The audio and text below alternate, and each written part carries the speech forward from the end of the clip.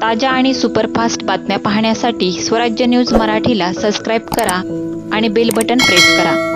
80% लोक हे झोन मध्ये कर्मचारी, महापालिकेचे कर्मचारी आणि काही नागरिक जे इथं दुसऱ्या कामाचं काम करायला आले होते त्या लोकांना खुर्च्यावर बसवलं आणि ही पेपरवर दाखवणारी फसवी मिटिंग झालेली आहे. खरं तर आपण एकीकडे सगळ्या झोनच्या बैठका आता लावलेल्या आहेत आणि त्या लावत असताना त्या सगळ्या बैठका अशाच करणार. झोन अधिकारी त्यांची टीम बसणार आणि पुन्हा शूटिंग काढून दाखवणार की आम्ही लोकांमध्ये जाऊन या प्रकल्पाला मान्यता घेतली. म्हणजे आपण किती लोकांच्या डोळ्यामध्ये दुर्बीण करतोय आणि जागतिक बँकेला सुद्धा फसवतोय का काय अशी परिस्थिती आजच्या मीटिंग मध्ये आल्यानंतर लक्षात आली. आक्षेप काय होता महापालिकेच्या विषयी आणि आज प्रत्येक झोनमध्ये सोलापूर महानगरपालिकेच्या काही जागतिक बँकेने पाणी पुरवठ्याची जी योजना आहे त्या संदर्भामध्ये नागरिकांची बैठक बोलली होती. या प्रकल्प करत असताना ज्या लोकांची काही गोष्टी बाधित होणार आहे अशा लोकांच्या म्हणणं ऐकून घेण्याकरता त्याचबरोबर या मिटिंगचं महत्व असं होतं की लोकांमध्ये जाऊन डायरेक्ट कन्सल्ट घेणे म्हणजे या प्रकल्पाला पब्लिकची मान्यता आहे आमचा हे दाखवण्यासाठी ही बैठक होती. पण या बैठकीमध्ये आल्यानंतर एक गोष्ट लक्षात आली की 80% लोक हे झोन मध्ये कर्मचारी, महापालिकेचे कर्मचारी आणि काही नागरिक जे इथं दुसऱ्या कामाचं काम करायला आले होते त्या लोकांना खुर्च्यावर बसवलं आणि ही पेपरवर दाखवणारी फसवी मिटिंग झालेली आहे. खरं तर आपण एकीकडे 1400 कोटी खर्च घेत असताना आपण या सगळ्या गोष्टी सर्वसामान्य माणसाला ज्ञान करून घेतल्या पाहिजे होत्या, घ्यायला पाहिजे असा नियम जो आहे. असा असताना सुद्धा आज सकाळपासून तुम्ही बघितलं असेल की संध्याकाळपर्यंत सगळ्या झोनच्या बैठका आता लावलेल्या आहेत आणि त्या लावत असताना त्या सगळ्या बैठका अशाच करणार. झोन अधिकारी त्यांची टीम बसणार आणि पुन्हा शूटिंग काढून दाखवणार की आम्ही लोकांमध्ये जाऊन या प्रकल्पाला मान्यता घेतली.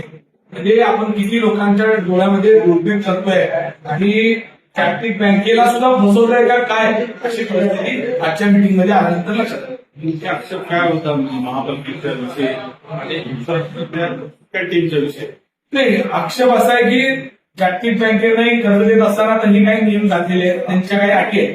त्याच्यातलाच हा भाग त्याचा भाग असा आहे की लोकांपर्यंत जाऊन या स्कीम संदर्भात लोकांना अवेअरनेस करणे.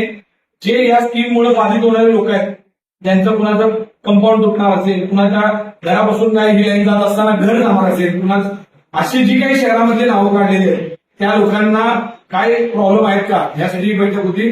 माझी विनंती अशी आहे की खरं तर मित्रांनी स्वतंत्र कार्यालय सोलापुरात केलं पाहिजे आणि तिथं त्यांनी फिजिकल या प्रकल्पाबद्दल तुमचं काय मत आहे हे फिजिकल घेतलं पाहिजे.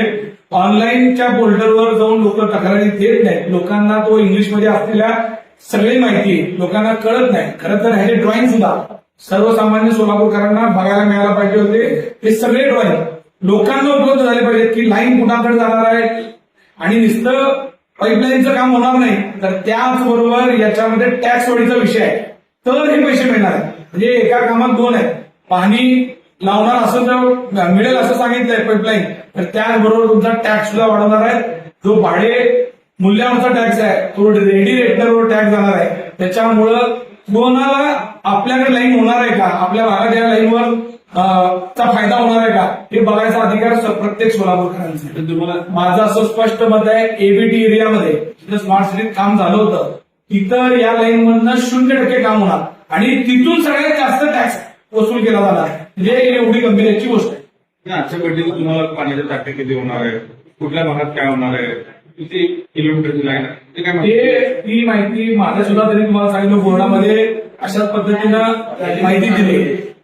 लोकांचा कन्सर्न घ्यायचा आहे. एखाद्या व्यक्तीला अमोल शिंदेला किंवा एका व्यक्तीला नाही आहे. 10 लाख लोकांना त्यांचा कन्सल्ट घेण्यासाठी ही बैठक आहे आणि अशा बैठका एखाद्या खोलीमध्ये घेऊन आपलीच माणसं बसवून फेक मिटिंगा करून जागतिक बँकेला फसवण्याचं काम सुरू आहे असं माझं